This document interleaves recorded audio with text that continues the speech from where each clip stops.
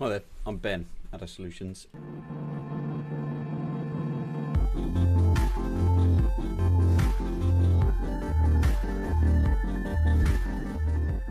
And yeah, things have changed a lot in the last few years.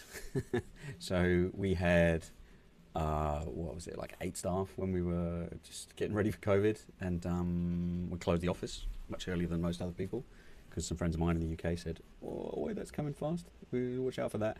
Anyway, so we closed the office. Very glad we did because we weren't then locked in with all our stuff stuck in an office that we couldn't use. Everyone started working from home, and lots of cool things happened. Also, some bad things. Yeah, a few of our clients, big clients, spending good money, were in the travel space. So we looked after the biggest one. We looked after them for nothing, actually, right the way through the COVID stuff. They'd lost all their staff. They were in a bad way because they'd literally just bought the site where we were looking after, and yeah, and now they're still a client, and we work with the staff that got hired after, and everything's good. So yeah, where have we been? Yeah, that was a bumpy ride. Certainly until like 2023, 24 was definitely very gun shy about hiring any people. So there were just like 3 of us, 4 of us, and some bumps in the road there as well. People working from home and not really geared up for it, and treating it a bit not the way it should be. Anyway, so learned some hard lessons, good lessons, solid lessons, and what are we doing now? Well, I've always been really quite technical, and now that AI is here, we are doing some really good stuff. So I have a very good offsider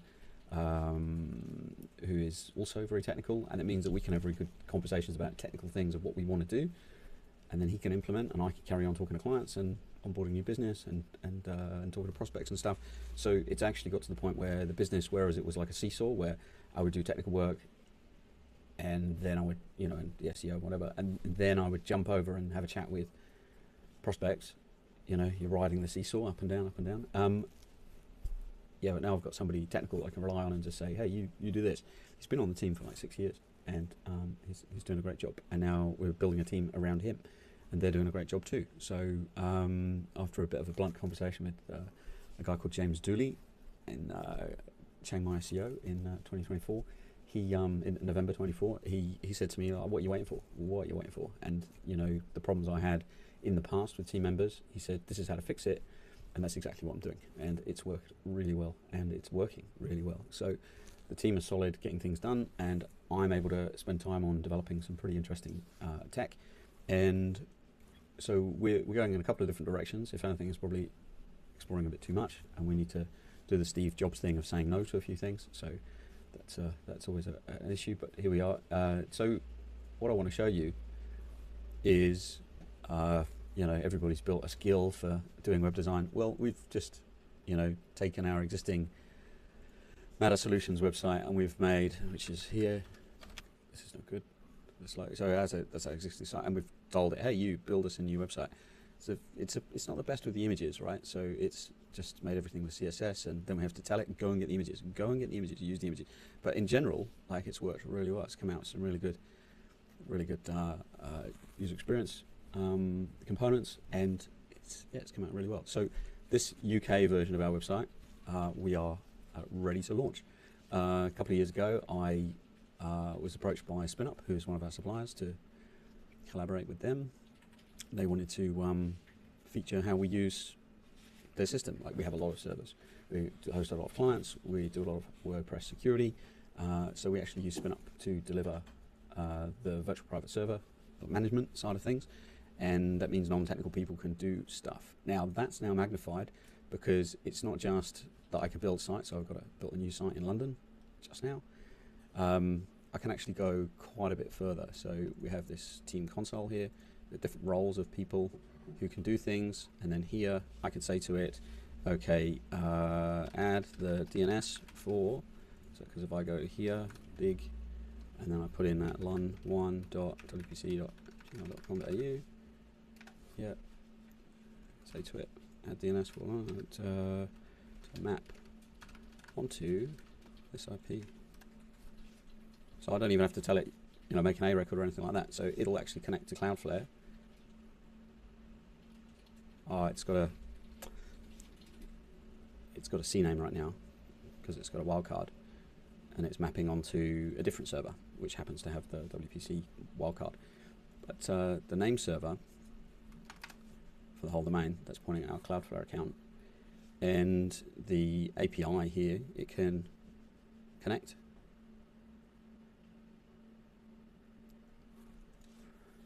And set up the A record, which is pretty awesome. So that means the non-technical, my video just carked it. There we go.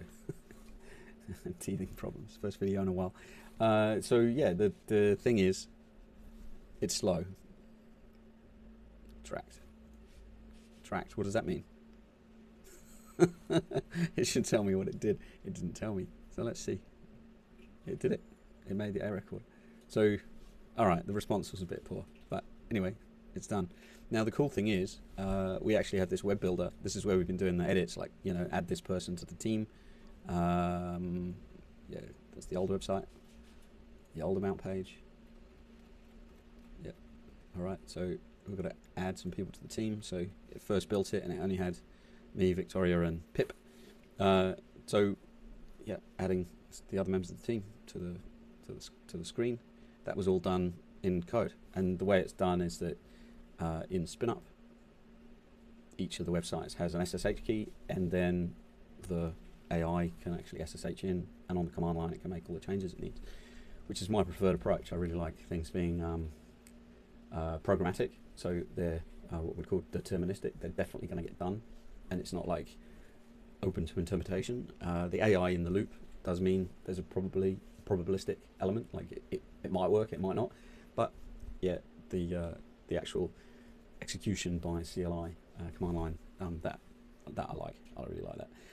So what we've got, it's got a bunch of skills and a bunch of things in our system, but what I've done is also made a thin client system. So we have this list of projects, a lot of them roles, and the roles are then, you know, individuals who can do things, administering documents and saving us time and all sorts of things. But the cool thing right here, and what I want to show you, is that this MS UK dev role, and I do actually build like one whole session per site that I'm working on, so that we can revisit the session later on and say to it, okay, now we want to make some changes, and we don't have to then, you know, initialize it all from scratch, because all it is a bunch of files and folders on the server. So it doesn't matter, you know. It's just our end. We've got a bunch of files and files on the server for development work, and then up on the live server we've got, you know, we've got the live site, which is actually the WordPress site, and then the pardon me, and then same thing, we've got a dev site. You can see there's a dev site there, which will need to get decommissioned. But what I can do is I can say, can you make this live map live domain solutions.co.uk and secondary domain onto, and that IP address was here, using Cloudflare, and at the same time use SpinUp API to clone MSUK to a new site on the new server, and I'll give it the server URL. Ask questions if you need anything else. Got it? Okay, so let's see what it does. And in the meantime, this hostmaster thing, I can say read my emails. What news from Cloudflare about Thump? That's the client code, THAF. And the cool thing is that it can read my emails. It can't compose, well, it can make a draft, but it has rules. It means it can't do anything. Sending. But having two things go off and do things at once, you know, it's like the ADHD brain of doing 5 things at once. It's like suddenly rewarded by all this AI thing, because the AI is a bit slow and it's going to take its time to do the thing. And in the meantime, I'm going to have it, you know, do what I want it to do. So we can close that window. Yep. What else? Yep. You can see I'm using it for all sorts of things. Yep. So we'll just check. So is it mapped to the 26 domain yet. Let's see. 26 IP address. Yep, should map to there. Yep, it's updated already. So that's obviously it's done. It's done what it was supposed to do. It hasn't responded. It's one of the weaknesses of this thing. It just says thinking.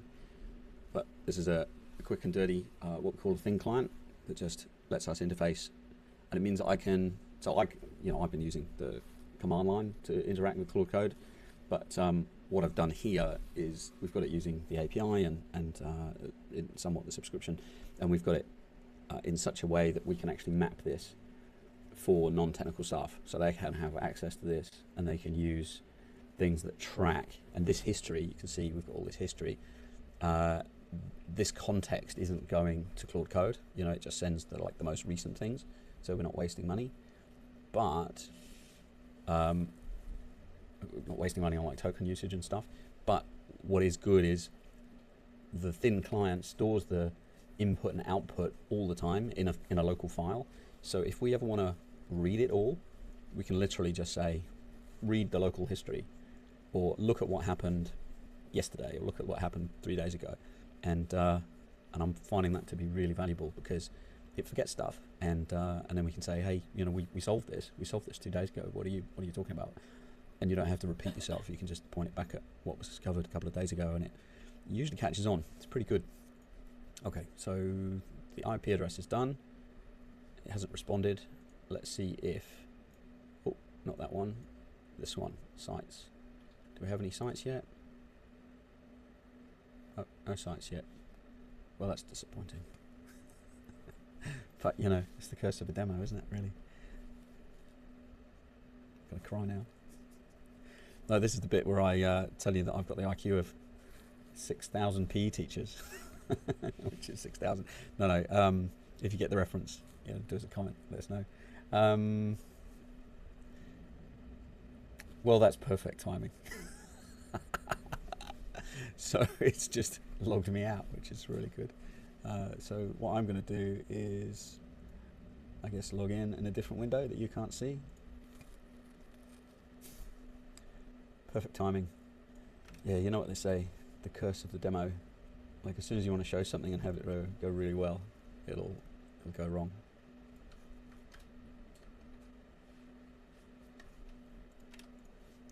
All right. So where were we? MS UK. There we go. Are we building the site? No, it doesn't look like it's being built. Oh well, might have to append another video to this. I won't keep you waiting. Oh yes, actually, here we were talking to the thing about the thump. Hostmaster. Yeah, news. Free plan put. Yeah, okay. Nagged you because the registrar hadn't been pointed. Yeah, and then it was pointed. Okay, now this means what for the AWS hosted zone? Oh look, the UK website's been built. I think it might have got the primary domain name wrong. Yeah, it looks like it's got the primary domain, so it should have www.addersolutions. Like, I want it to have www as the primary. That's okay, we can solve that. But that's frustrating. I wonder. That doesn't look like the smartest thing in the world. So here, look. So the UK site is built with, it's on the dev server, but it's built with PHP 4. It's 8.4. And this one is spinning up a site with 8.3. So this is a learning opportunity. Yeah, which is, kind of how it goes. Yeah. All right, so here we are, context switching. Go back to the thing about the DNS. So the AWS zone is now redundant, safe to delete. Can you delete it? If so, do it. Yeah, so I had a lot of clients using AWS, the Route 53 service, and cheap as chips, 50 cents every month for hosted zone. So pretty cheap for a very, very fast, very good DNS. And I don't know how many SEOs really worry about this, but I do. The time to first byte is dependent on how fast your domain name lookup is, which is why I really like good DNS hosting, and it's one of the things that I just fix. You know, I encourage clients to just get that fixed. If they're going to pay us thousands of dollars a month for a really decent SEO campaign, then why would you save even a really premium service of like $50 or $60 a year with DNS Made Easy? I mean, don't use that, but you know, why wouldn't you spend $6 a year with Amazon? Why wouldn't you spend, well, nothing now with Cloudflare? Because you can get all of the same things at the same quality level with Cloudflare. So yeah, it says it's done, which is nice, and I believe it, because it's really been very good at this. So we've basically offboarded. This is the last one where we've offboarded everybody off Amazon. Oh, there we go. It's fixing the PHP version. That's cool. I'm very glad to see it's got the username right. So yeah, it was context switching. My ADHD. People pull me up on that, and they're like, "Yeah, you can't just switch without telling people." Yeah, okay, sorry. So yeah, we're looking back at this MS UK website being built. I do have concerns. All right, so now it's all right. That's why. Oh no. So that's not the AI failing. That looks like the underlying Akamai or Linode server has just had a fail trying to install PHP 8.4. Okay, so this is all just like hyper technical stuff now. But the AI itself, you see, they're now like a collection of things, like roles that are doing really cool things. And the good news about that is that me and my team, you know, we know which one does what, and you know, that's a sort of a knowledge base that we're building up. And you know, we know if we've got to talk to the Google, you know, it's obvious to some extent because they're all named rationally. If we're doing stuff about moving domains around, then we talk to the hostmaster. If we want to look at stuff for Google Ads, then we talk to the Google Ads expert. If we want to look at landing pages, sort of web designer's got all the skills for doing design work. Website builder has got those skills plus the ability to interface with the hostmaster to get things deployed, and SSH and all that kind of stuff. HR manager, yeah, moving documents around for like contracts and paperwork, and you know, moving things from Google Drive or out of my email where we've agreed like rates and stuff, and then put them in the ClickUp, which is our project management system. So that's nice. Content ingester, that's something new that I've put together. Just, you know, I find cool articles, and what we're going to do is start turning them into briefs for social media. We've got a new social media one coming. It's not here yet. And yeah, finance officer, yeah, having a look at our stuff. Yeah, ongoing kind of P&L and that kind of thing. So there's a lot of stuff. But the really cool thing, yeah, that failed. Look at that. That failed. All right. That's a shame. But that's the curse of the demo. All right. But I'm still a huge fan of SpinUp. We just love them. They're so good. All right. So what are we doing? We're waiting for this to delete. This should delete. Delete. All right. And then over here, yep. So this is the way that we would have done it in the old days.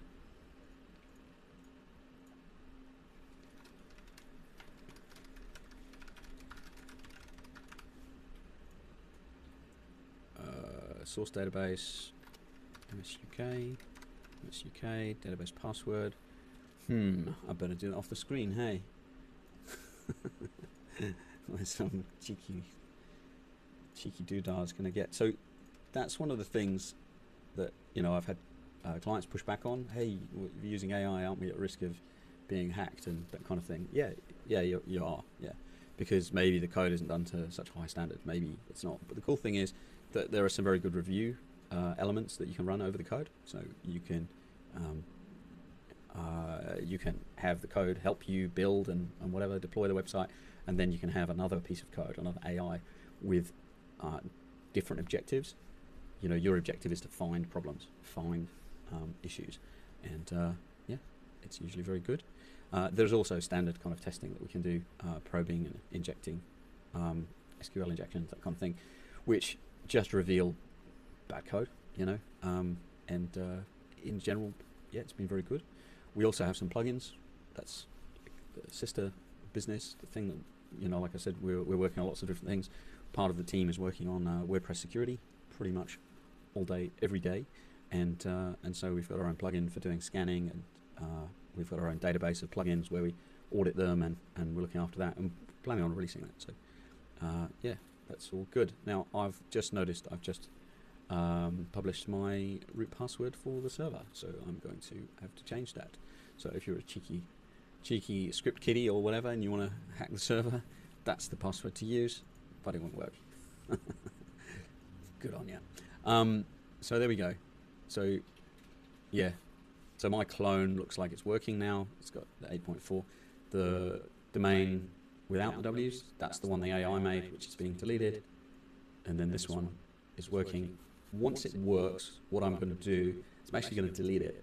Then I'm going to teach the AI how to do it properly, because I know it works, right? If I clone it and it works, then I know it works.